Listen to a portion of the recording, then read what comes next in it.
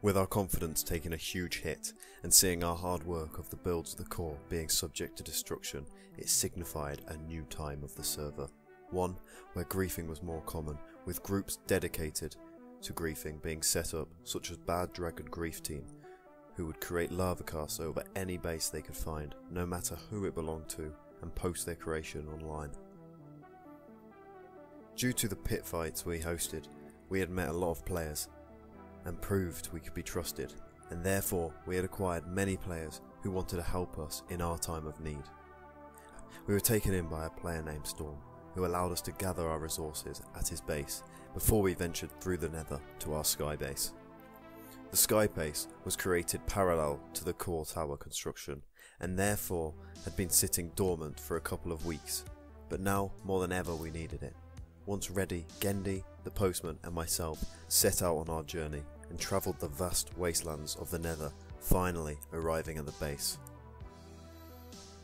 What we had learned from our time at the core is that if we were ever to reclaim it, we would need to expand our gang to allow around-the-clock surveillance and protection.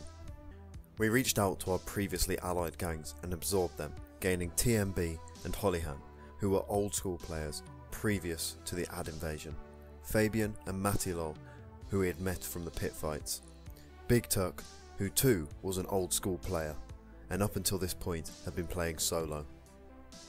All these players were trusted, and if required they were able to join us at the sky base. Fabian and Matty joined us as their base had been subject to grief by a grief team, and two were in time of need.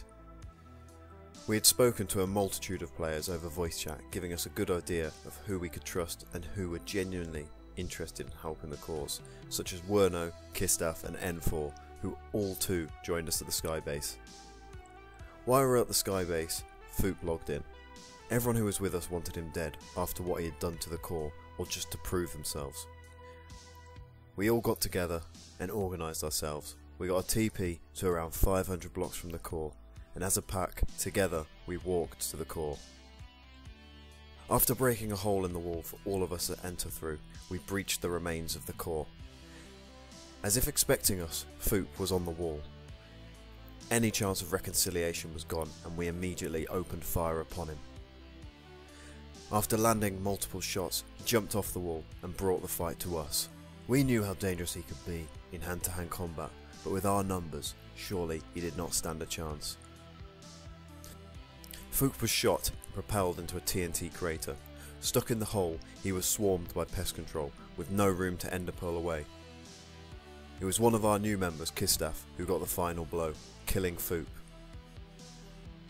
The irony of Foop's death is he fell and was trapped in his own grief. His own destruction ultimately caused his demise. Without this hole, who knows how the fight would have gone. Maybe he could have escaped, but instead he was dead. At this point, whoever helped us with the raid could automatically join Pest Control, and with our confidence restored, some players wanted to see the core, now thinking it was safe. Gendy, Kistaff and myself, being the only players who were level 30, stayed at the core and began repairs to the immense grief, whilst everyone else returned to base or grinding for quartz. Gendy and myself went into the nether to take some players to the end portal to allow them to get home. While in the nether, I received a message from Gendy stating, "So about Satiri." This was a player who had joined voice chat a couple of times, but barely spoke, but we assumed they were neutral as they spoke to us. I responded to Gendy to ask what he meant, but before I could get a response, I saw Gendy had been hit into the lava and killed by who else but Satiri. How did he know we were here? And how did he travel here so quickly?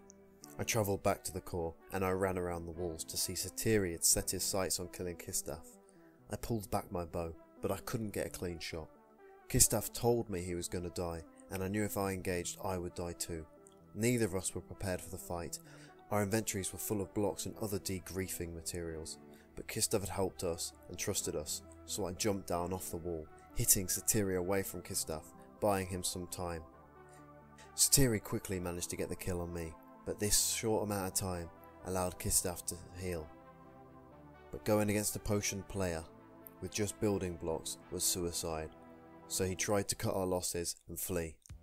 Satiri had stacks upon stacks of ender pearls. When he came to the core, he knew exactly what he was doing, and no matter how far Kistaf fled, Satiri was always on his tail, slowly breaking down his pearl supply and health, and eventually getting the kill. The whole thing did not make any sense to us. Firstly, how had this quiet player who spoke to us just suddenly turned against us? Also, how did he know exactly where to find us and when we would be there? It was as if once we removed Foop, he immediately got replaced with a new player with the same morals. It was then discovered Foop and Satiri were the same player, explaining how Foop was expecting us to attack, and showed that Satiri being in the chat was just a ruse to find out what we were doing. It is still to this day debated if Satiri and Foop are the same player, but the proof for this comes when doing research on NameMC, and when comparing the two players, it can be seen that Satiri's old name was Foop XD, which is way too much of a coincidence, as well as the fact that the two players never attack at the same time.